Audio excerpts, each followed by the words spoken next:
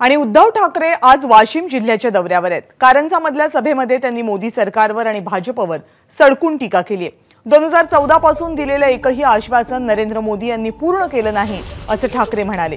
अनेक जागांवर भाजपकडे उमेदवार उरलेले नाहीयेत, त्यामुळे ते भ्रष्ट नेते आयात करतात असं म्हणत अजित पवार आणि अशोक चव्हाण यांचा उल्लेख त्यांनी केला। दरम्यान यवतमाळ वाशिमच्या खासदार आणि शिंदे गटाच्या नेत्या यांच्यावर सुद्धा उद्धव ठाकरे यांनी जोरदार टोला लगावला। गेल्या वर्षी एक रक्षाबंधनाचा फोटो आला होता, पाहिला होता? अरे नाही, तसे खूप येतात। कोणाचा होता?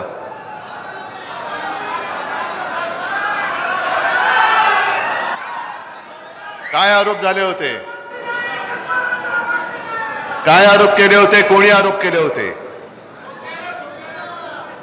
त्या सगळ्या कारखान्याच्या वरच आरोप झाले होते ना। त्यांच्या स्वीय सहाय्यक का आणखीन कोणतरी त्याला सुद्धा अटक झाली होती ना।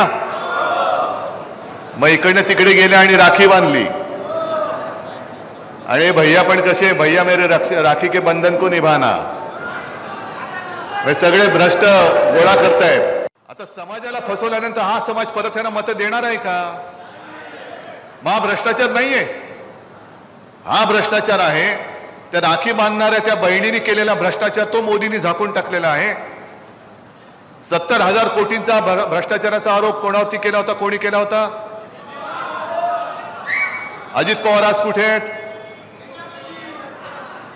अशोक चव्हाणांवरती आदर्श घोटाळ्याचा आरोप कोणी केला? अशोक चव्हाण कुठे आहेत?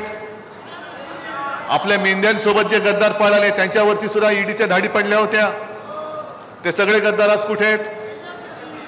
कालपासून मी विदर्भात फिरतोय,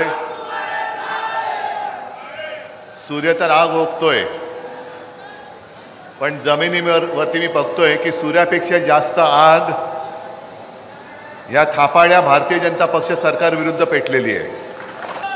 2014 पासून ते आत्तापर्यंत 2014ला काय सांगितलं होतं? अच्छे दिन आएंगे, सगळ्यांच्या खात्यात 15 लाख रुपये येतील, शेतमालाचं शेतकऱ्यांचं उत्पन्न दुप्पट होईल, बऱ्याच काय काय गोष्टी सांगितल्या। एक तरी गोष्ट पूर्ण झाली?